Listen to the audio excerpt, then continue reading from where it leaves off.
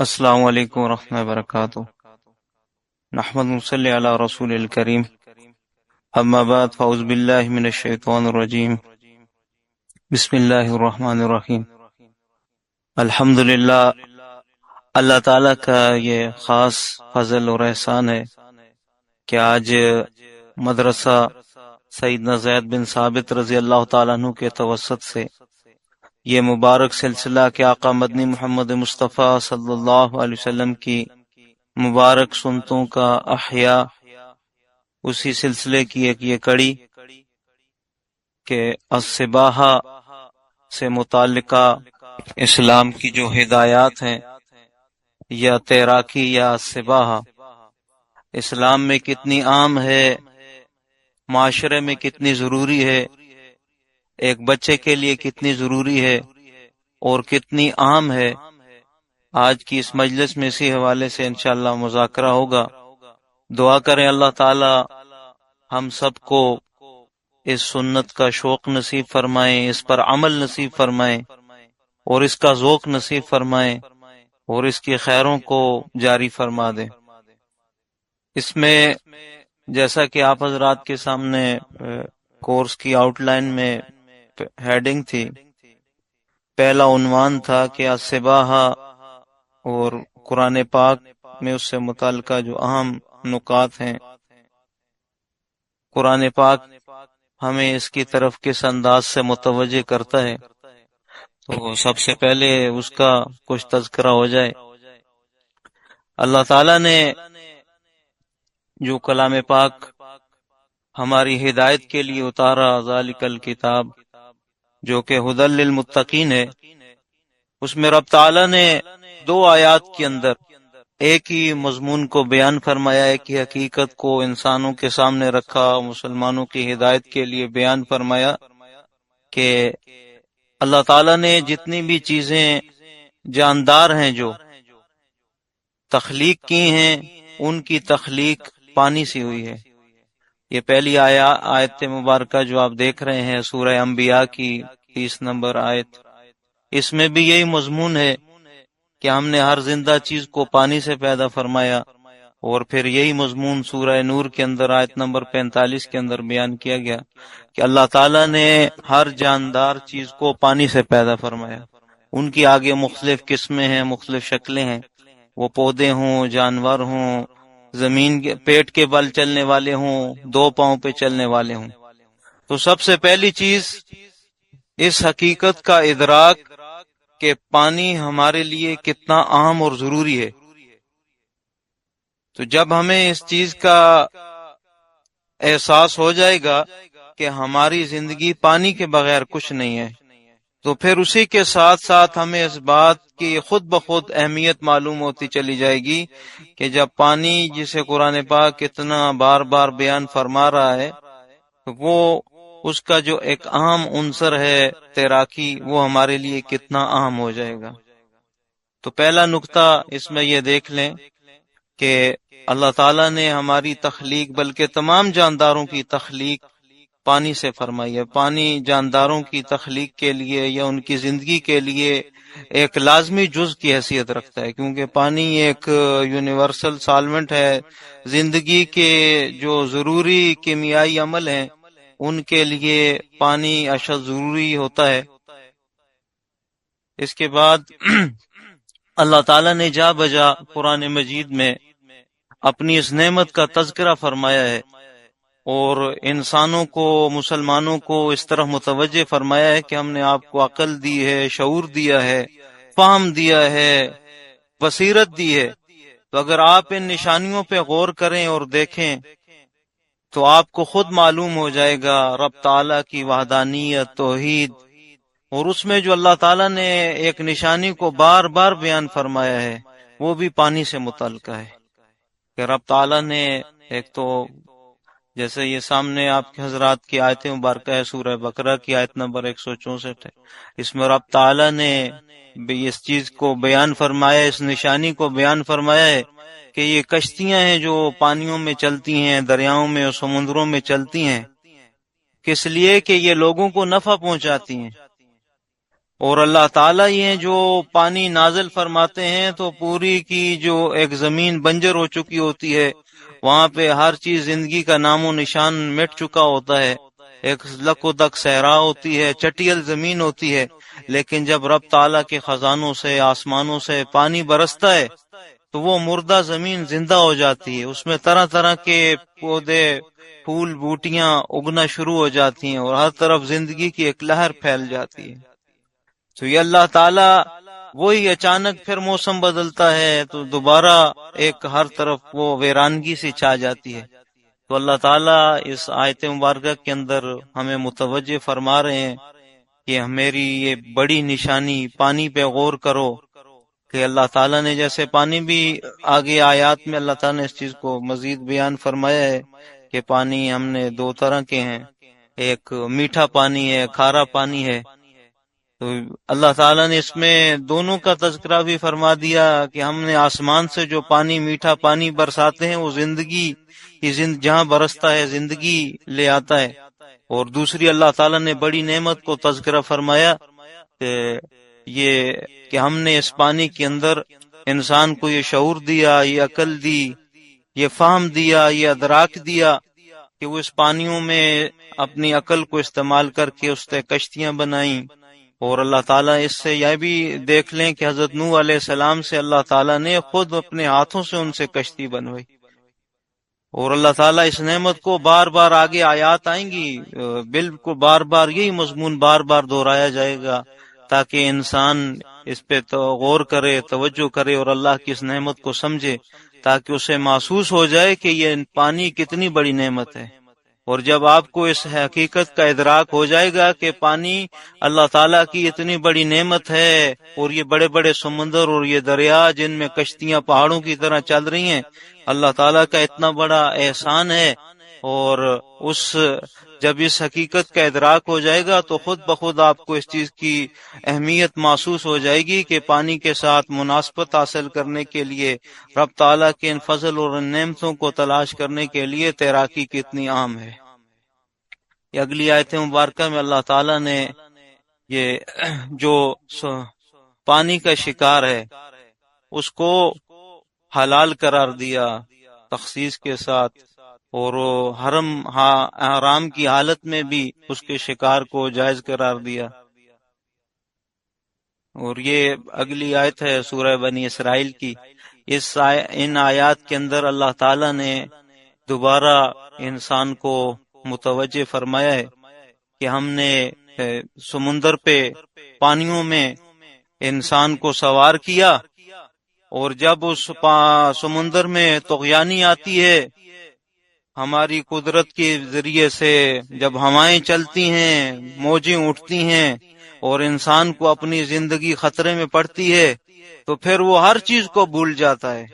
اور پھر ایک اللہ کی طرف متوجہ ہو جاتے ہیں۔ اور آگے بھی کئی آیات میں اللہ تعالیٰ نے مشرکین کے اس طرز عمل کو بیان فرمایا کہ وہ جب سمندروں میں ہوتے ہیں اور جب طوفان میں پھنس جاتے ہیں تو اس وقت اللہ تعالیٰ فرماتے ہیں کہ اس وقت تم کسے پکارتے ہو، اس وقت تمہیں اپنے بوت اپنے سب کچھ بھول جاتا ہے، اس وقت صرف ایک اکیلے اللہ تعالیٰ کو پکارتے ہو، اور جب تم زمین پر واپس آ جاتے ہو تو پھر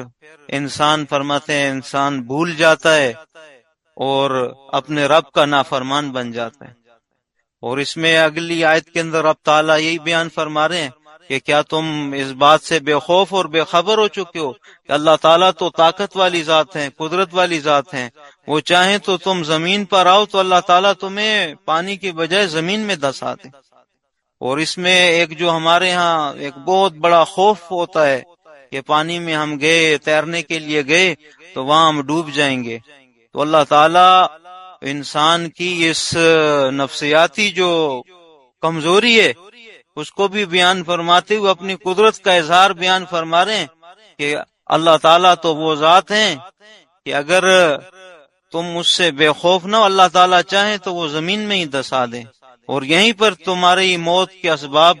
پیدا ہو جائیں کہ ایسی پتھر برسانے والی آندھی آ جائے اور پھر تم اب کوئی بچاؤ کا سامان نہ پا سکو، یا پھر اگر تم دوبارہ کبھی سمندر میں جاؤ تو اللہ تعالیٰ یکدم تمہیں ڈبو کر رکھتے۔ تو اس سے اگلی آیت کے اندر اللہ تعالیٰ اس احسان کو بیان فرما رہے ہیں کہ ہم نے انسان کو عزت دی، عزت کے ذریعے سے دی کہ ہم نے سمندر اور خشکی کے اندر اسے جو ہے سواریاں عطا فرمائیں۔ خشکی کی تو سواریاں ہم سب کے سامنے ہے، اس میں اللہ تعالیٰ سمندر کی سواریوں کو اپنی طرف سے انعام کے طور پہ بیان فرما رہے ہیں کہ ہم نے پانیوں کی اور سمندر کی سواریاں تمہیں عطا فرمائیں۔ یہ ان آیات کے اندر اللہ تعالیٰ ان نعمتوں کو، اپنی قدرت کو بیان فرما رہے ہیں کہ اللہ تعالیٰ زمین و آسمان کے اندر، خشکی تری کے اندر جو کچھ بھی ہے اللہ تعالیٰ اسے جانتے ہیں، اور اللہ تعالیٰ کی ایک قدرت جو ستارے ہیں ان کے ذریعے سے تم زمین میں بھی اور سمندروں میں بھی راستوں کو تلاش کرتے ہو۔ اللہ تعالیٰ اس نعمت کو بھی پانی کے تناظر میں بیان فرما رہے ہیں۔ اور یہ اگلی آیت کے اندر سورہ یونس کی جو آیت نمبر 22 ہے، اس میں رب تعالیٰ اللہ تعالیٰ پھر اسی انعام کو ذکر کرتے ہیں کہ اللہ تعالیٰ ہی وہ ذات ہے جو انسانوں کو خشکی میں اور تری میں اور کشتیوں میں لوگوں کو سواریوں میں چلاتے ہیں۔ اللہ تعالیٰ اس کے لیے ہوائیں چلائی جاتی ہیں، ایک پورا نظام ہے انسانوں کو، انسان کی فلاح و بہبود کے لیے ایک بہت واٹر سائیکل، پانی کا سائیکل، ہواؤں کا چکر، طوفانوں کا بننا، بخارات کا اٹھنا،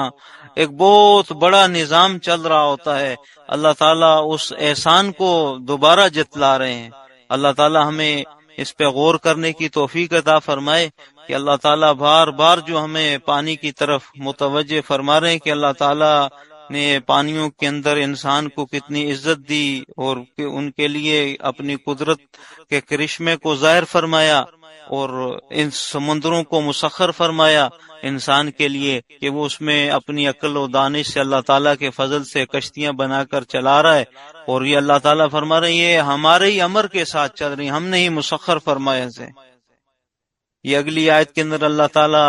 بالکل اسے واضح طور پہ ارشاد فرما رہے ہیں وَسَخَّرَ لَكُمُ الْفُلْكَ، کہ ہم نے یہ مسخر کر کے دیے ہیں۔ نہیں تو یہ پانی تو وہ ہے جس میں سوئی ڈبوئیں، سوئی رکھیں تو یہ سوئی کو بھی برداشت نہیں کرتا، تہہ میں چلی جاتی ہے، اور اس سمندر میں، اس پانی میں پہاڑوں کی طرح منوں ٹنوں وزن اٹھائے ہوئے کشتیاں پھیر رہی ہوتی ہیں۔ اللہ تعالیٰ اپنی قدرت کا اظہار اس میں ذکر فرما رہے ہیں۔ اس کے بعد اگلی آیت کے اندر سورہ نحل کی آیت کے اندر رب تعالیٰ پھر اپنے نعمت پانی کی جو نعمت ہے اس کو ایک اور انداز سے بیان فرما رہے ہیں کہ یہ وہ اللہ تعالیٰ کی نعمتیں ہیں، وہ خزانہ ہے جس سے تمہیں لحمن طریہ، تازہ گوشت ملتا ہے۔ اور اسی آیت مبارکہ کے ذیل میں مفسرین کرام نے لکھا ہے کہ یہ اللہ تعالیٰ کی طرف سے یہ سمندر، یہ پانی، مچھلی ایک ایسا تحفہ ہے جسے ذبح نہیں کرنا پڑتا، ایک تیار گوشت تو ملتا ہے، تازہ گوشت ملتا ہے جسے ذبح نہیں کرنا پڑتا۔ اور دوسرا اس میں سے انسان کی زینت کے سامان نکلتے ہیں، یہ اس سے مراد جو ہے موتی ہیں جسے انسان پہنتا ہے، اور انہیں نکالنے کے لیے انسان غوطہ خوری کرتے ہیں، غوطہ خور سمندر کی یا پانیوں کی تہوں میں جاتے ہیں، تو بالواسطہ طور پہ اس میں تیراکی کی جو ایک اعلیٰ درجہ ہے غوطہ خوری، اس کا تذکرہ موجود ہے۔ اور اس میں آخری آیت کے آخری حصے میں رب تعالیٰ اس بات کی طرف متوجہ فرما رہے ہیں لِتَبْتَغُوا مِنْ فَضْلِهِ، کہ یہ اللہ تعالیٰ کا فضل اس میں تلاش کیا جائے۔ یعنی یہ موضوع قرآن مجید کی باقی آیات میں بھی بار بار آئے گا کہ اللہ تعالیٰ اس بات کی طرف متوجہ فرما رہے ہیں کہ سمندروں میں تمہارے لیے اللہ تعالیٰ کا فضل موجود ہے، اللہ تعالیٰ کے خزانے موجود ہیں، تم ان کی طرف متوجہ ہو، تم ان کے میں سے اللہ تعالیٰ کا فضل تلاش کرو کہ سمندر کے اندر اللہ تعالیٰ نے کیسے کیسے خزانے رکھے ہیں، کتنی مہنگی مہنگی مچھلیاں، لاکھوں کروڑوں ٹنوں کے حساب سے مچھلیاں روزانہ نکالی جاتی ہیں، اور ایک پوری خلقت اس سے مستفید ہو رہی ہوتی ہے. پورے کئی ملکوں کی معیشت اور نظام صرف اسی ماہی گیری کی صنعت کے اوپر چل رہے ہوتے ہیں. اس کے علاوہ مختلف طرح کی معدنیات اس میں سے نکل رہی ہوتی ہیں، مختلف موتی نکل رہے ہوتے ہیں. اور ابھی موجودہ دور میں زمین سے زیادہ جو تیل اور گیس کے ذخائر وغیرہ ہیں وہ بھی سمندر کی تہوں سے نکلنا شروع ہو گئے ہیں. تو اللہ تعالیٰ اس طرف متوجہ فرما رہے ہیں کہ یہ ان سمندروں میں، ان پانیوں میں تمہارے لیے خزانے ہیں، فضل ہے، اللہ تعالیٰ کا فضل ہے کہ تم جب وہاں سے ایک بغیر کسی محنت کے بس جال ڈالا اور مچھلیاں، مہنگی مچھلیاں تمہیں مل گئیں، تو یہ اللہ تعالیٰ کا فضل ہے. اور بس ہاتھ ڈالا اور جال ڈالا اور بہت کچھ خزانے ہاتھ میں آگے. کس لیے؟ لعلکم تشکرون، تاکہ تم اللہ تعالیٰ کے شکر گزار بن جاؤ، اللہ تعالیٰ کے اس فضل کو محسوس کرو کہ نہ میں نے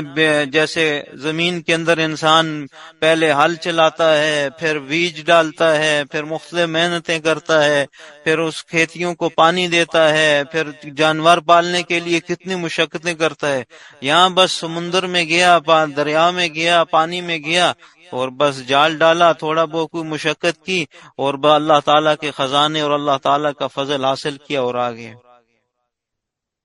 اگلی آیت کے اندر اللہ تعالیٰ پھر دوبارہ اسی مضمون کو بیان فرما رہے ہیں. تو ان آیات سے اس کے علاوہ بھی چند آیات ہیں جو اسی مضمون اور اسی موضوع کے اوپر ہیں. پھر اللہ تعالیٰ قرآن مجید میں پانیوں سے متعلقہ ایک اور نعمت اور اپنے معجزے، اپنی قدرت کو بیان فرماتے ہیں کہ ہم نے ان پانیوں کے درمیان ایک آڑ بنا رکھی ہے، ایک برزخ بنا رکھا ہے کہ یہ میٹھا اور نمکین پانی آپس میں مکس نہیں ہوتے، بلکہ ایک پورا سائیکل چل رہا ہوتا ہے. اس وقت زمین کا 3/4 حصہ پانی کے اوپر مشتمل ہے اور وہ پانی انتہائی کڑوا اور نمکین ہے. اللہ تعالیٰ اس کو بیان فرماتے ہیں الحن اجاج، کہ نہ وہ پینے کے قابل ہے اور انتہائی سخت اور کڑوا ہے. اور اسے پورا بحر محیط کے عنوان سے اسے پورا ایک ہی سمندر قرار دیا جاتا ہے جو کہ پوری زمین کو گھیرے ہوئے ہے. اور اس کے چھوٹے چھوٹے چند 4-7 حصے بنا کر انہیں مختلف نام دیے گئے ہیں، بحر قانوس، بحر ہند، بحر الکاہل وغیرہ. لیکن بحیثیت مجموعی وہ ایک ہی سمندر ہے، آپس میں ملا ہوا ہے سارے کا سارا. اور پوری زمین کا، پوری اس کرۂ ارض کا 3/4 حصہ اس پانی پر مشتمل ہے. وہ پانی انسان کی زندگی کا ضامن ہے، اس کرۂ ارض کی حیات کا ضامن ہے کہ انسان جو جتنے بھی مختلف قسم کی زہریلے گیسیں نکل رہی ہوتی ہیں، مختلف زہریلے مادے نکل رہے ہوتے ہیں، طرح طرح کی چیزیں جا رہی ہوتی ہیں. اگر وہ پانی اور وہ سمندر میٹھا ہوتا تو میٹھا پانی صرف چند ہی دن میں گل سڑ جاتا، اس کے اندر طرح طرح کی بدبو پیدا ہو جاتی اور اس کی وجہ سے کسی ایک ذی روح کا بھی اس کرۂ ارض پر رہنا ممکن نہ رہتا. تو اللہ تعالیٰ اس قدرت کو بیان فرماتے ہیں کہ ہم نے اتنا بڑا سمندر 3/4 جو ہے اسے جو ہے ہم نے نمکین بنایا ہے، اور وہ ساری کی ساری کثافتوں کو،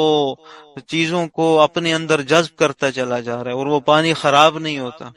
اور تمہارے پینے کے لیے عذب فرات میٹھا پانی ہم نے آسمان سے برس رہا ہے،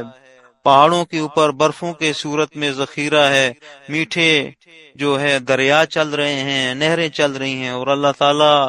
ایک آیت کے اندر ارشاد فرماتے ہیں کہ ہم نے یہ دریا یہ بھی تمہارے لیے مسخر فرما دیے کہ اس پہ انسان ڈیم بنا رہا ہے، نہریں بنا رہا ہے، بڑے بڑے ویران ریگستان جو ہیں ان نہروں کے ذریعے سے لہلاتے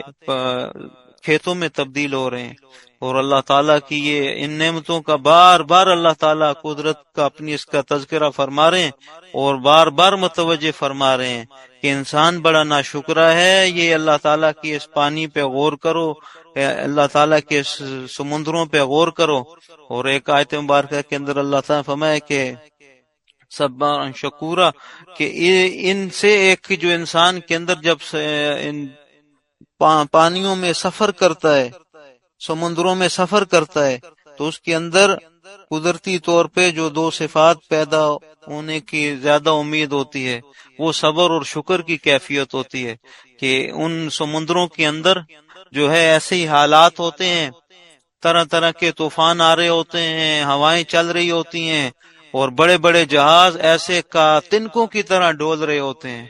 اور طرح طرح کی مشقتیں ہوتی ہیں۔ اس وقت انسان کو ہر چیز سے اس کا یقین اٹھ جاتا ہے، حتیٰ کہ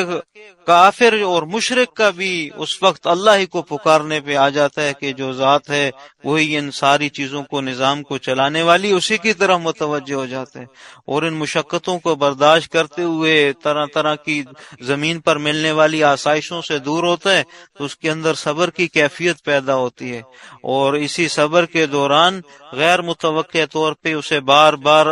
ایسے حالات کا سامنا ہوتا ہے کہ بے اختیار اس کی زبان سے اللہ تعالی کا شکر نکلتا ہے۔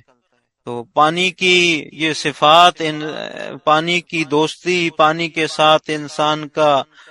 زیادہ رہنا، اس کے اندر رہنا انسان کے اندر ان صفات کو پیدا کرتا ہے۔ اللہ تعالی ہمیں بھی قرآن مجید کی اتنی جو آیات ہیں، تقریباً یہ 35 کے قریب آیات ہیں، جن میں اللہ تعالی خصوصاً ان سمندروں کی اہمیت کو، ان دریاؤں کی اہمیت کو، اپنی پانی کی نعمتوں کو بیان فرما رہے ہیں۔ تو اللہ تعالی ہمیں ان پہ غور کرنے کی توفیق عطا فرمائے، ان کو سمجھنے کی توفیق عطا فرمائے، ان سے مناسبت، پانی سے مناسبت پیدا کرنے کی توفیق عطا فرمائے، اور پانی سے مناسبت کا پہلا باب اور ضروری باب وہ تیراکی ہے۔ اللہ تعالی ہمیں اس کا ذوق نصیب فرمائے، اس کا شوق نصیب فرمائے۔ امید ہے اللہ تعالی قرآن مجید کہ ان آیات کا نور نصیب فرمائے۔ اللہ تعالیٰ ان آیات کے ذریعے سے جو ہم سے مطلوب ہے، جو اللہ تعالیٰ کی ان سے رضا والے تقاضے ہیں، ان تقاضوں کو پورا کرنے کی توفیق عطا فرمائے۔ اس کے بعد ہمارا اگلا جو عنوان تھا کہ السباحہ ایک عام سنت، تو اس میں امام سیوطی رحمۃ اللہ علیہ ایک بہت بڑے ہمارے بزرگ گزرے ہیں، اللہ تعالیٰ انہیں ہم سب کی طرف سے جزائے خیر نصیب فرمائے۔ انہوں نے تقریباً 500 سے زائد کے قریب مسلمانوں کی رہنمائی کے لیے مختلف موضوعات پر کتابیں لکھی ہیں۔ انہی میں سے ان کا ایک رسالہ ہے الباحۃ فی فضل السباحہ، جس میں انہوں نے خالص جو ہے تیراکی سے متعلقہ جو احادیث ہیں ان کو جمع کیا ہے، اور اس میں جو روایات لائے ہیں ان میں سے ایک روایت یہ ہے کہ جس میں جو آپ کے سامنے سکرین پہ ہے کہ ہمارا جو اگلا موضوع ہے کہ آقا مدنی صلی اللہ علیہ وسلم کی تیراکی کی سنت۔ یہ روایت سیرت کی دیگر کتابوں میں مل جاتی ہے، سیرت حلبیہ میں بھی مذکور ہے کہ رسول اللہ صلی اللہ علیہ وسلم ابھی 6 سال کے نہیں ہوئے تھے کہ آپ اپنی والدہ ماجدہ حضرت آمنہ کے ساتھ مدینہ منورہ کی طرف گئے، اپنے ننھیال بنو عبد النجار کے پاس مدینہ منورہ میں۔ تو آپ صلی اللہ علیہ وسلم کی عمر اس وقت 6 سال کی تھی۔ وہاں پر دار النابغہ ایک عمارت تھی، وہاں پر 1 ماہ کے قریب قیام کیا۔ تو بعد میں جب آقا مدنی صلی اللہ علیہ وسلم ہجرت کر کے مدینہ منورہ تشریف لائے تو اس وقت جو آپ صلی اللہ علیہ وسلم نے یہاں وقت گزارا تھا اس کے بارے میں کئی باتیں ارشاد فرمائیں، اور آپ نے فرمایا کہ میری والدہ، اس وقت دار النابغہ کی جو عمارت تھی اس کی طرف فرمایا کہ میری والدہ مجھے وہاں لے گئیں، اور اس وقت میں نے بنی عبد النجار کے تالاب میں اچھی طرح تیرنا سیکھا۔ یعنی اس وقت آقا مدنی صلی اللہ علیہ وسلم کی اپنی جو تیراکی سیکھنے کی عمر ہے وہ 6 سال کی، بچپن کی عمر میں آقا مدنی صلی اللہ علیہ وسلم نے مدینہ منورہ کے ایک تالاب میں، بنو عبد النجار کی جو بستی تھی ان کے تالاب میں جو تیراکی سیکھی تھی۔ تو بنو عبد النجار یہ بنو خزرج کی ایک شاخ تھی، اس میں بہت سے مشہور صحابہ کرام ہیں، خصوصاً حضرت ابو ایوب انصاری رضی اللہ تعالیٰ عنہ بھی اسی قبیلے کے فرد تھے، اور ان کا یہ گھر، کیا یہ جگہ ہے مقام ہے جس کی نشاندہی کی جاتی ہے. یہ جو سفید گنبد نظر آ رہا ہے یہ آئمہ کا دروازہ ہے اس طرف. اس کے سامنے کی یہ تقریباً جو علاقہ تھا یہ مختلف جو ماہرین ہیں اس فن کے سیرت النبویہ اور ان کے مقامات کے، ان کے نزدیک بنو عبد النجار کی جو بستی تھی موجودہ اس وقت جو مسجد نبوی ہے اس کے مطابق ان کے مقام یہ قبلہ رخ، مسجد نبی میں جو قبلہ رخ طرف ہے وہاں پر یہ پورا علاقہ، یہ پورا چھوٹی سی جگہ جو ہے بنو عبد النجار کی تھی. اور اس میں یہ اس مینارے کے کونے کی طرف اس طرف حضرت ابو ایوب انصاری رضی اللہ تعالیٰ عنہ کے گھر کا مقام ہے. اور یہیں پر انہی کے قریب ہی بنو عبد النجار کی جو بستی تھی اور وہاں پہ جو تالاب تھا جس کے اندر آقا مدنی صلی اللہ علیہ وسلم نے انتہائی بچپن کے عالم کے اندر تقریباً 6 سال کی عمر کے اندر آقا مدنی صلی اللہ علیہ وسلم نے تیراکی سیکھی. اور اس حوالے سے آقا مدنی صلی اللہ علیہ وسلم کی تیراکی کے حوالے سے جو دوسری روایت آتی ہے اور اسے حضرت امام سیوطی رحمۃ اللہ علیہ نے اپنے اسی رسالہ کے اندر ذکر فرمایا ہے، وہ یہ ہے کہ حضرت ابن ابی ملیکہ رضی اللہ تعالیٰ عنہ فرماتے ہیں کہ رسول اللہ صلی اللہ علیہ وسلم اور آپ کے صحابہ ایک بڑے تالاب میں داخل ہوئے. بعض روایات میں آتا ہے کہ یہ تالاب غدیر حم کا تالاب ہے. یہ تالاب مکہ اور مدینہ کے راستے میں درمیان میں آتا ہے. اس کی بھی تصاویر انشاءاللہ بعد میں بھیج دی جائیں گی کہ وہ وہاں پہ ایک چشمہ تھا غدیر حم کا، اور اس چشمے کی وجہ سے وہاں پر ایک کافی بڑا سا تالاب بن گیا تھا. ابھی جب یہ نیا روڈ بنا ہے جو ہجرت کے طریق الہجرہ پہ تھوڑا گیا ہے، اس روڈ اور ریلوے لائن کی وجہ سے اس چشمے کی جو رگیں تھیں وہ کٹ گئی ہیں اور وہ چشمہ خشک ہو گیا. البتہ بھی وہاں سے وادی کا پانی آتا ہے تو کئی دفعہ بارش کے دنوں میں وہاں تالاب بن جاتے ہیں. تو آپ کے صحابہ اس بڑے تالاب میں داخل ہوئے. آپ صلی اللہ علیہ وسلم نے فرمایا ہر کوئی اپنے ساتھی کی طرف تیرے. چنانچہ ہر ایک اپنے ساتھی کی طرف تیرنے لگا. آپ صلی اللہ علیہ وسلم حضرت ابو بکر رضی اللہ تعالیٰ عنہ کی طرف تیر کر تشریف لائے اور انہیں گلے لگا لیا اور فرمایا اگر میں نے کسی کو اپنا خلیل یعنی خاص الخاص دوست اور محبوب بنانا ہوتا تو ابو بکر کو بناتا، مگر وہ میرے ساتھی ہیں، یعنی خلیل صرف اللہ تعالیٰ کو بنائے. اس روایت میں بھی آقا مدنی صلی اللہ علیہ وسلم کی تیراکی، خود تیراکی کرنا سامنے آتا ہے. اور اس روایت کو امام سیوطی رحمۃ اللہ علیہ اپنے اسی رسالے کے اندر الباحۃ فی فضل صباح کے اندر لائے ہیں. انشاءاللہ اس آپ کو بعد میں گروپ میں اس الباحۃ فی فضل صباح کا عربی رسالہ اور اس کا جو کچھ ترجمہ ہے وہ بھی انشاءاللہ بھیج دیا جائے گا. یہ اس میں سے صرف چند جو احادیث ہیں چیدہ چیدہ ان کو یہاں پر نقل کیا گیا ہے.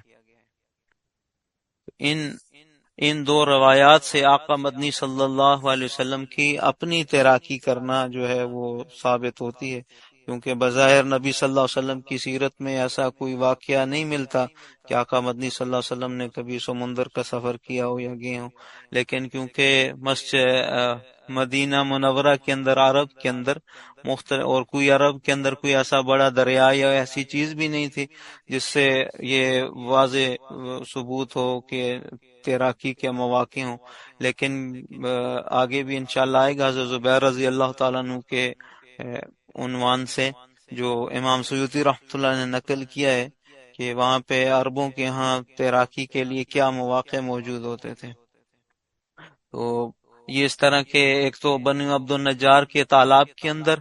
آپ صلی اللہ علیہ وسلم نے صرف 6 سال کی عمر کے اندر تیراکی سیکھی اور اچھی طرح سیکھ لی. آپ صلی اللہ علیہ وسلم کے اپنے بقول اللہ تعالی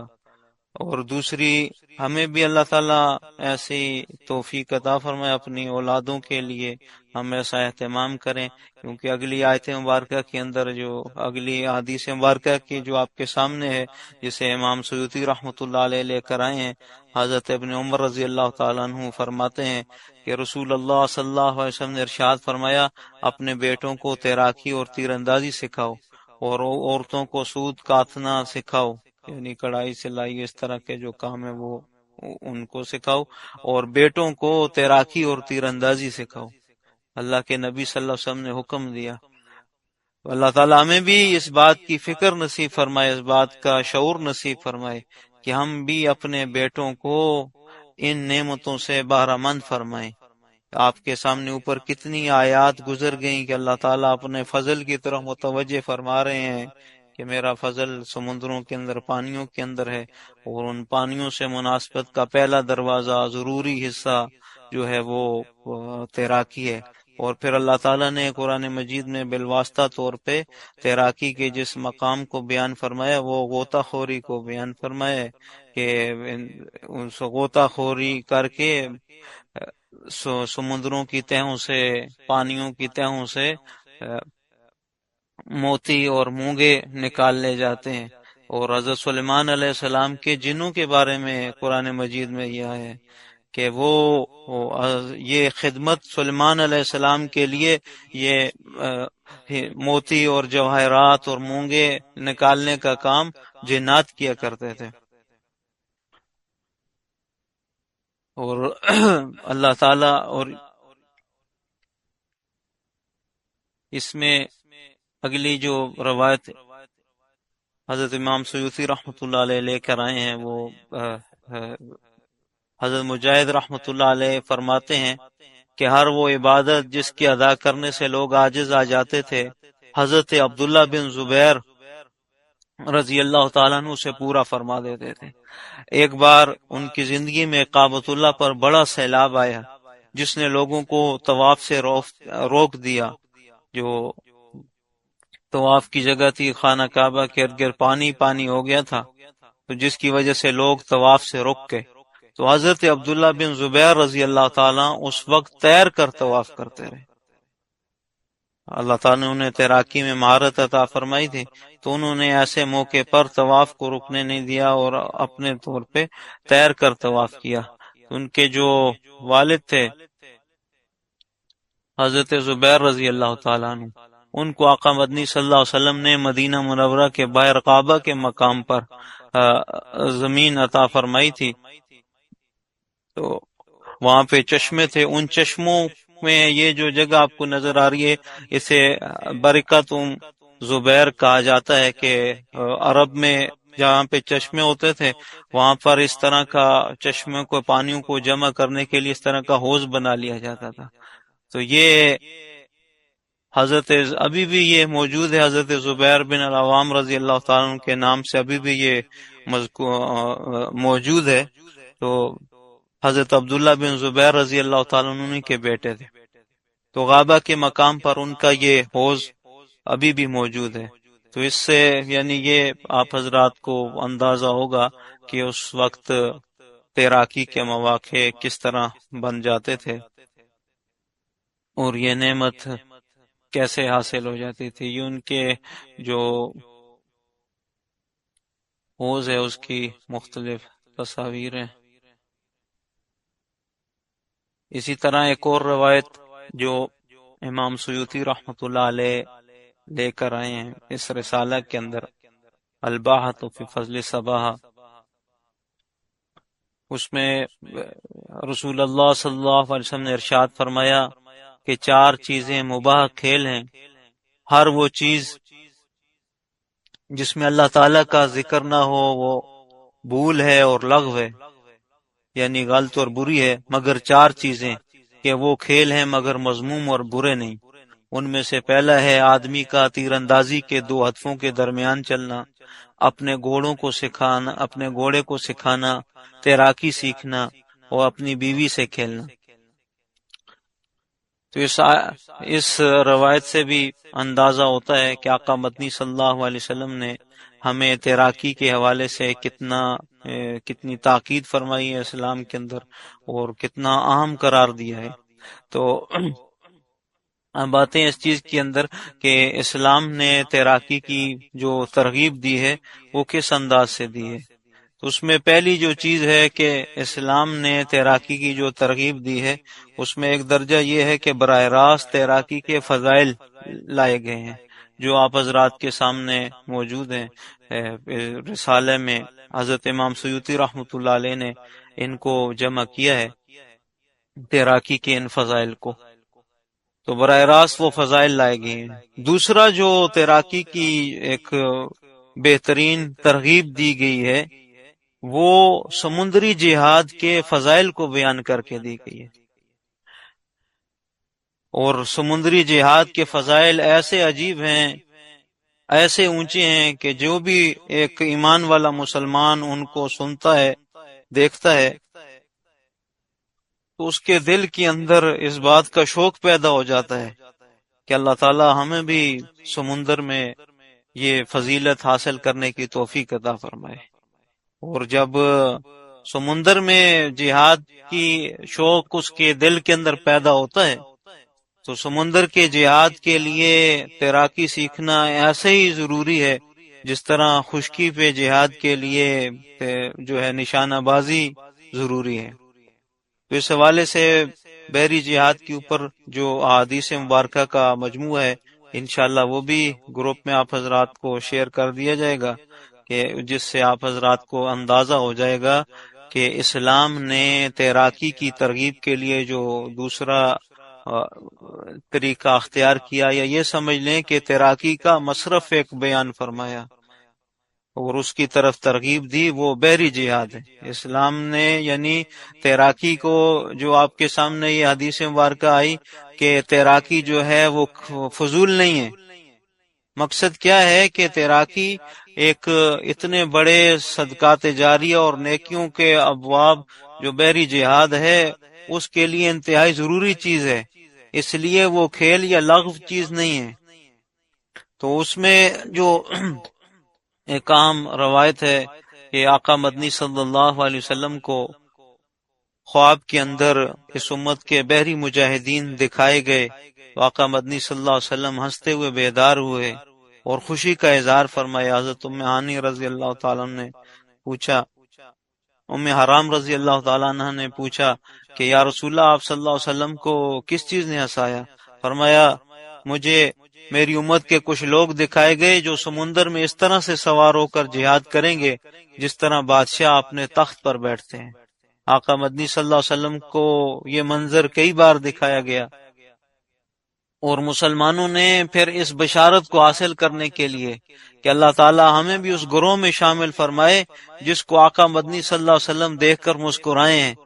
ہو سکتا ہے ہم بھی ان میں شامل ہو جائیں، اس لیے مسلمان سمندروں میں کود پڑے اور بحری جہاد کو اپنا اوڑھنا بچھونا بنا لیا اور اس کی مشقتوں کو برداشت کرنے پہ آمادہ ہو گئے، اس شوق کے اندر کہ ہو سکتا ہے آقا مدنی صلی اللہ علیہ وسلم کو خواب کے اندر شاید ہمیں دکھایا گیا ہو، اور آقا مدنی صلی اللہ علیہ وسلم ہو سکتا ہے ہمیں دیکھ کے مسکرائے ہوں۔ اس فضیلت کو پانے کے لیے مسلمانوں نے جو ہے سمندری جہاد کو اپنا مشن بنا لیا، مقصد بنا لیا، اور آقا مدنی صلی اللہ علیہ وسلم نے اس کے بارے میں ایسے عجیب اور بہت اونچے فضائل ارشاد فرمائے، جیسے فرمایا کہ جہاد اسلام کی چوٹی ہے، تو رسول اللہ صلی اللہ علیہ وسلم نے فرمایا، ایک حدیث مبارکہ کا مفہوم ہے کہ یہ سمندر کی ایک لڑائی خشکی کی 10 لڑائیوں سے افضل ہے، اور جس نے سمندر کو عبور کیا گویا اس نے تمام وادیوں کو عبور کر لیا،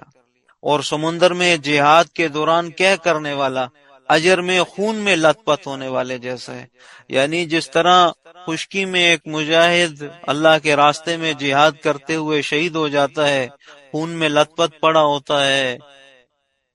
اس اور ایک سمندر میں ایک مجاہد کو صرف کہہ آتی ہے تو فرمایا کہ وہ مقام میں ایسے برابر ہو جاتے ہیں، صرف کہہ آنے پر جو ہے اس کا اجر، اس کا مقام ایسا بڑھ جاتا ہے۔ اور حضرت عائشہ صدیقہ رضی اللہ تعالیٰ عنہ جو کہ نبی صلی اللہ علیہ وسلم کی مزاج شناس تھیں، تو وہ فرماتی ہیں جب ان کے سامنے اتنے فضائل آئے تو وہ فرمانے لگی کہ اگر میں مرد ہوتی تو پھر صرف سمندر ہی میں جہاد کرتی رہتی، کیونکہ رسول اللہ صلی اللہ علیہ وسلم نے ارشاد فرمایا جسے سمندر میں قے آ جائے وہ اجر و ثواب میں خشکی پر اپنے خون میں لت پت ہونے والا جیسا ہے۔ اور ایک روایت کا مفہوم ہے، حضرت واصلہ بن اسقا رضی اللہ تعالیٰ عنہ بیان فرماتے ہیں ان روایات کو، یہ جو روایات ابھی پڑھی جا رہی ہیں ان کو آپ غور سے سمجھیں، عشق رسول کو تازہ کر کے سمجھیں تو انسان کے لیے سمندر بہت محبوب ہو جاتے ہیں۔ اور ہر انسان، ہر مسلمان کی خواہش ہوتی ہے، اس کے دل میں کبھی تمنا آتی ہے، سیرت کے واقعات گزرتے ہیں، بدر کے مناظر آتے ہیں، احد کے مناظر جب اس کے سامنے آتے ہیں تو اس کے دل کے اندر یہ تڑپ، یہ تمنا اور یہ خواہش پیدا ہوتی ہے کہ کاش ہم بھی آقا مدنی صلی اللہ علیہ وسلم کے ساتھ ان میدانوں میں ہوتے۔ تو آقا مدنی صلی اللہ علیہ وسلم نے 1400 سال بعد آنے والے ایک امتی کی اس خواہش کو مد نظر رکھتے ہوئے اس کی تسکین کے لیے یہ روایت موجود ہے کہ حضرت واصلہ بن اسقا رضی اللہ تعالیٰ فرماتے ہیں کہ رسول اللہ صلی اللہ علیہ وسلم نے ارشاد فرمایا جو میرے ساتھ جہاد کرنے سے محروم رہا، رسول اللہ صلی اللہ علیہ وسلم نے ارشاد فرمایا جو میرے ساتھ جہاد کرنے سے محروم رہا اسے چاہیے کہ سمندر میں جہاد کرے۔ یعنی جو نبی صلی اللہ علیہ وسلم کے ساتھ جہاد کرنے سے محروم رہا اپنے زمانے کی وجہ سے، بعد میں پیدا ہونے کی وجہ سے، کسی وجہ سے، اور اگر اس کا وہ یہ ارمان ہے، یہ تڑپ ہے، تو پھر اسے چاہیے کہ وہ سمندر میں جہاد کرے۔ اور جب وہ سمندر کے جہاد کے لیے تیراکی انتہائی لازمی، عام اور ضروری چیز ہے۔ اور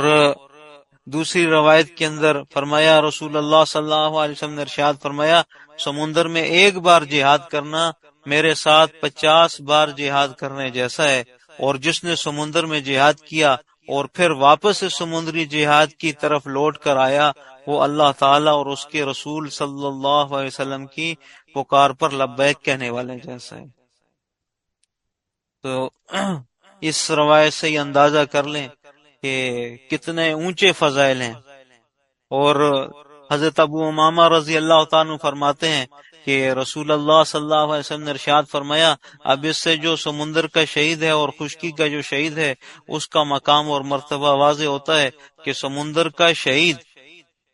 ایک تو شہید کا تو شہادت خود بہت اونچا مقام ہے، لیکن جو سمندر کا شہید ہے اس کا مقام کتنا مزید اونچا اور سربلند ہو جاتا ہے۔ حضرت ابو امامہ رضی اللہ تعالیٰ فرماتے ہیں کہ رسول اللہ صلی اللہ علیہ وسلم نے ارشاد فرمایا اللہ تعالیٰ نے روحوں کو قبض کرنے کے لیے موت کے فرشتے کو مقرر فرمایا ہے، مگر سمندر کے شہداء کی ارواح کو وہ خود قبض فرماتے ہیں۔ یعنی باقی روحوں کو قبض کرنے کے لیے موت کے فرشتے آتے ہیں، جبکہ سمندر کے شہداء کی ارواح کو وہ خود قبض فرماتے ہیں، اور اللہ تعالیٰ خشکی پر شہید ہونے والے مجاہد کے سارے گناہ بخش دیتا ہے سوائے قرض کے، جبکہ سمندر کے شہید کے قرض سمیت سارے گناہ معاف فرما دیتے ہیں۔ اور اس طرح ایک اور روایت میں ہے کہ رسول اللہ صلی اللہ علیہ وسلم نے ارشاد فرمایا جس نے میرے ساتھ مل کر جہاد نہ کیا ہو اسے چاہیے کہ سمندر میں جہاد کرے، بے شک سمندر کے ایک دن کا اجر خشکی کے 1 ماہ کے اجر جیسا ہے۔ اس کے علاوہ بھی اور بہت سی احادیث مبارکہ ہیں، انشاءاللہ یہ جو مجموعہ ہے سمندری جہاد کے جو فضائل ہیں ان کے اوپر جو احادیث آئی ہیں، وقت کی قلت کی وجہ سے وہ ساری تو بیان نہیں ہو سکتی، چند ایک آپ حضرات کے سامنے پیش کر دی ہیں۔ تو اس ذوق کو تازہ کرنے کے لیے، سمندری جہاد کی محبت دل میں پیدا کرنے کے لیے، عشق رسول کے اس تقاضے کو کہ جب ہم بدر کے واقعات سنیں، احد کے واقعات سنیں، خندق کے واقعات سنیں اور دل میں یہ تڑپ اور یہ ارمان ہو کہ آقا مدنی صلی اللہ علیہ وسلم کی ساتھ ہم بھی انہی صفوں میں کھڑے ہوتے، تو آقا مدنی صلی اللہ علیہ وسلم نے اس کا طریقہ ارشاد فرما دیا ہے کہ پھر اگر یہ تمہارا ارمان ہے، یہ شوق ہے، یہ چاہت ہے، تو پھر سمندروں میں جہاد کے لیے اتر پڑو۔ تو ان کافی باقی جو احادیث مبارکہ انشاءاللہ یہ مجموعہ بھی گروپ میں شیئر کر دیا جائے گا۔ تو آپ حضرات اپنے اس عشق رسول کے اس تقاضے کو پورا کرنے کے لیے، اپنا شوق دل میں پیدا کرنے کے لیے، نیت پوری کرنے کے لیے اس کا مطالعہ کریں، تو اسی سے آپ کے دل کے اندر یہ شوق بھی پیدا ہو جائے گا کہ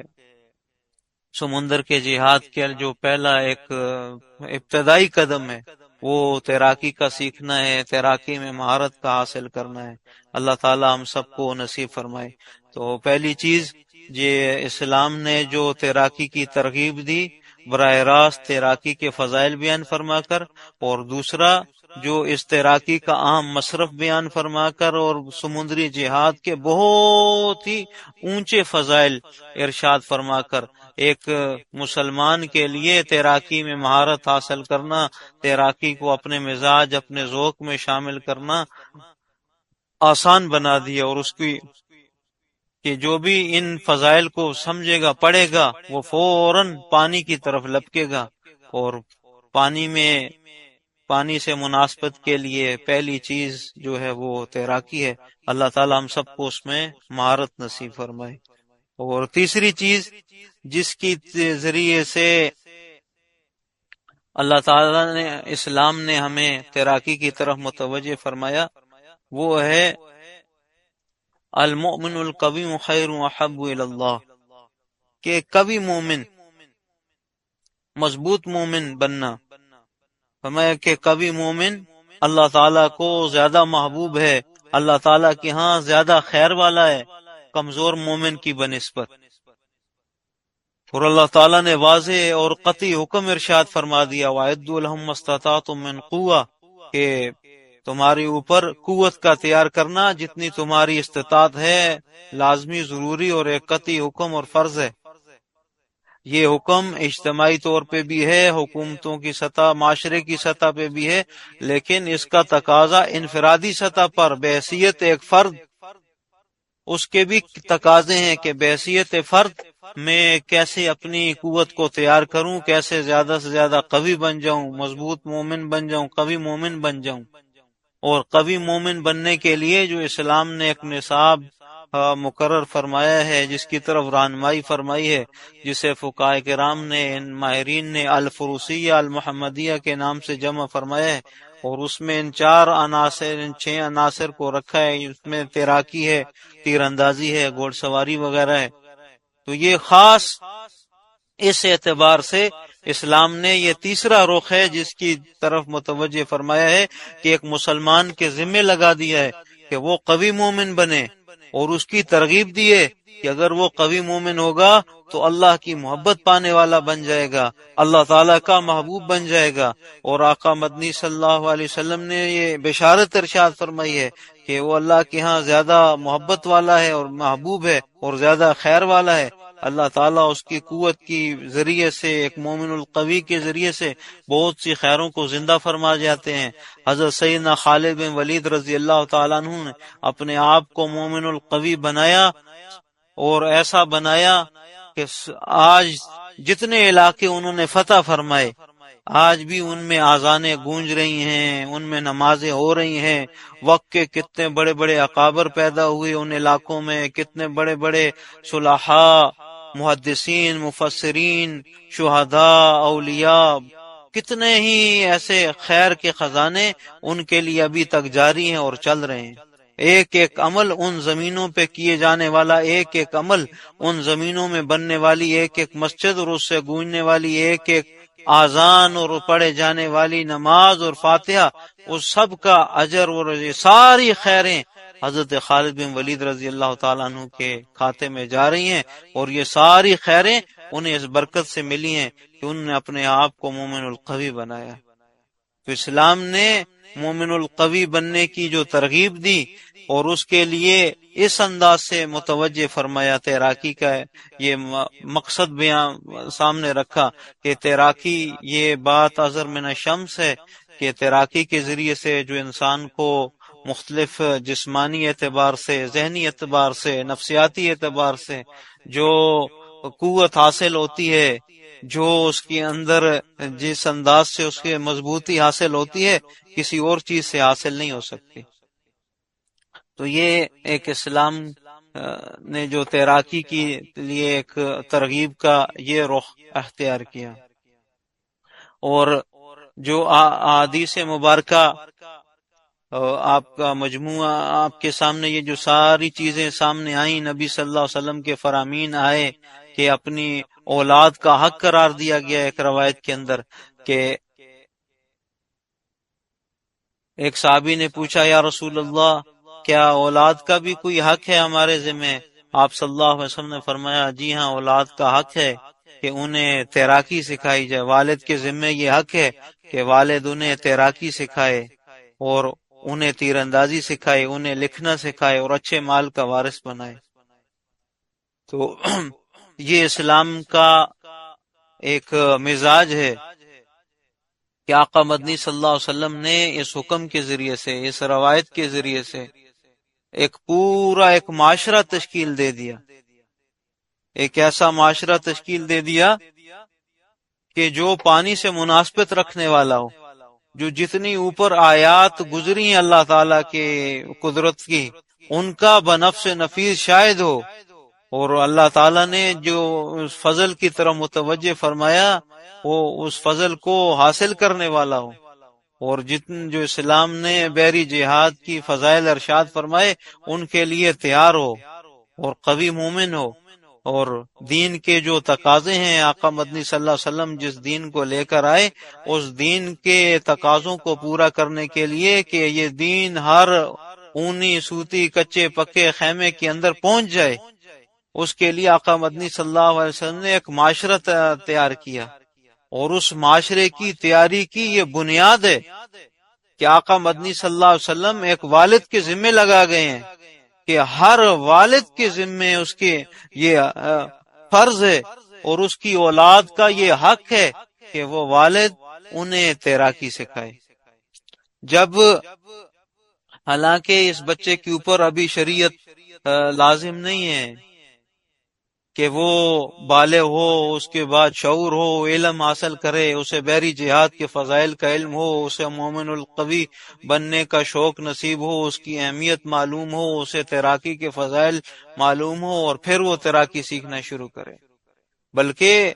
اللہ کے نبی صلی اللہ علیہ وسلم ایک معاشرہ تشکیل دے گئے، اور اس معاشرے کی تشکیل کے لیے یہ بنیاد بنا گئے کہ ہر والد اپنے بچے کی فکر کرے کہ آیا اس نے تیراکی سکھائی یا نہیں سکھائی۔ یہ اس والد کے ذمے بچے کا حق ہے۔ اور آگے انشاءاللہ اس مذاکرے کی آخری جو مرحلہ ہوگا اس میں اس بات پہ بھی بحث ہوگی کہ یہ تیراکی سیکھنے کا فائدہ کیا ہوتا ہے ایک بچے کے لیے، اس کی ساری زندگی کے لیے۔ جو بچپن میں ایک تیراکی سیکھتا ہے، ساری زندگی اسے جسمانی فوائد کیا ہوتے ہیں، ذہنی فوائد کیا ہوتے ہیں، نفسانی جو نفسیاتی فوائد ہیں وہ اسے کیا حاصل ہوتے ہیں۔ اور تو اس لیے اس سے بھی اندازہ ہوگا کہ آقا مدنی صلی اللہ علیہ وسلم نے اسے اولاد کا حق کیوں قرار دیا۔ اس میں کتنی بڑی بڑی حکمتیں ہیں کہ ایک بچہ جب بالغ ہو تو وہ پانی سے آشنا ہو، پانی کے ساتھ اس کی مناسبت ہو، پانی کے ساتھ اس کا ذوق ہو، اور وہ پھر ہر دین کے عمل کو، دین کے تقاضوں کو پورا کرنے کے لیے تیار ہو۔ اس کی صحت اس کی برکت سے، اس تیراکی کی برکت سے ایسی ہو کہ وہ پھر دین کے ہر عمل کو پورا کرنے کے لیے جسمانی طور پہ تیار ہو۔ اور اسی چیز کو مزید اسلامی معاشرے میں راسخ کرنے کے لیے حضرت عمر فاروق رضی اللہ تعالیٰ عنہ نے باقاعدہ اپنی خلافت کا قانون بنا دیا، باقاعدہ حکم نامے جاری فرمائے اور حکم نامے ارسال فرمائے کہ ہر والد جو ہے وہ ہر بچے کو تیراکی سکھانے کی ترتیب بنائی جائے۔ باقاعدہ حکم نامہ جاری فرما کر یہ اپنی خلافت میں اس کو قانون بنا دیا کہ مسلمانوں کا ہر بچہ بچپن میں ہی وہ تیراکی سیکھ لے۔ اور بچپن میں تیراکی سیکھنے کے بہت زیادہ فائدے ہوتے ہیں سیکھنے کو تو یہ بڑھاپے میں بھی سیکھی جا سکتی ہے آسانی کے ساتھ، لیکن جو بچپن میں سیکھتا ہے اسے اس کے وہ فوائد حاصل ہو سکتے ہیں جو اسے ساری زندگی پھر کام آتے ہیں۔ اسی میں جو اگلا عنوان تھا ہمارا، السباحہ اور اسلام کا ایک اہم فریضہ جہاد فی سبیل اللہ، تو موجودہ دور میں بھی، آج کے دور میں بھی، اس سے پہلے بھی، جو تیراکی کی عسکری اہمیت ہے وہ ازہر من الشمس ہے، بہت عام ہے، اور آج بھی دنیا کی جو بہترین افواج سمجھی جاتی ہیں ان کے اندر اس حوالے سے بہت خصوصی محنت کروائی جاتی ہے، خصوصی کورس کروائے جاتے ہیں کہ ان کا ہر فوجی تیراکی کے اندر کسی نہ کسی قدر مہارت رکھتا ہو، اور ان میں جو خصوصاً خاص دستے ہوتے ہیں انہیں اس پہ بہت زیادہ مہارت کروائی جاتی ہے، کیونکہ جنگ کے میدان میں، جہاد کے میدان میں جو جن رکاوٹوں سے پالا پڑ سکتا ہے زمینی خد و خال میں، وہ دریا ہیں، ندی نالے ہیں، نہریں ہیں، اور اکثر ان چیزوں کو جنگی حکمت عملی کے طور پہ دفاع کے لیے استعمال کیا جاتا ہے۔ صحابہ کرام کی بھی کئی جنگوں میں ایسے واقعات آتے ہیں کہ دشمن نے یا صحابہ کرام نے ایک دریا کو یا پانی کی کسی گزرگاہ کو اپنے دفاعی نقطہ نظر کے اعتبار سے یا جنگی حکمت عملی کے طور پہ انہیں استعمال کیا، جغرافیہ اس خد و خال کو استعمال کیا، تو ایسے موقعوں کے اوپر تیراکی جو ہے وہ بہت ہی اہم کردار ادا کرتی ہے۔ اس معاملے میں ایک بہت مشہور واقعہ آتا ہے، فتح تستر کی جو لڑائی تھی، جنگ تھی ایرانیوں کے ساتھ، وہ قلعہ فتح نہیں ہو رہا تھا، پھر ایک مسلمان جو تھے اس قلعے کا خفیہ راستہ تھا جو کہ پانی کے راستے سے جاتا تھا، تو وہ صحابی تیر کر کافی دور تک وہ تیر کر اس خفیہ راستے سے اندر گئے، وہاں جا کر حالات کو جائزہ لیا، اس کے بعد پھر مسلمانوں میں سے، کیونکہ ایک پوری ترتیب چل رہی تھی، تیراکی کے احکامات فضائل چل رہے تھے، تو پھر ایک مسلمانوں کا پورا دستہ تیراکی کرتا ہوا اسے خفیہ راستے سے اندر پہنچا، اور جا کر وہ قلعے کے دروازے کھول دیے، اور مسلمان لشکر جو ہے اس قلعے کے اندر داخل ہو گیا، اور وہ قلعہ فتح ہو گیا، اسی میں ہرمزان جو ہے وہ گرفتار ہوا۔ فتح تستر کی جو یعنی یہ بنیادی جو کلیدی کردار ادا کیا وہ تیراکی میں مسلمانوں کے صحابہ کرام کے لشکر میں اس تیراکی کی مہارت نے ایک اہم کردار ادا کیا، اور اس کے علاوہ بھی دیگر کئی جنگوں میں یہ تاریخ میں ملتا ہے کہ یہ بہت ہی اہم کردار ادا کرتی ہے تیراکی ایسے معاملات کے اندر۔ موجودہ حالات میں بھی موجودہ حالات میں بھی موجودہ حالات میں بھی موجودہ حالات میں بھی موجودہ حالات میں بھی موجودہ حالات میں بھی موجودہ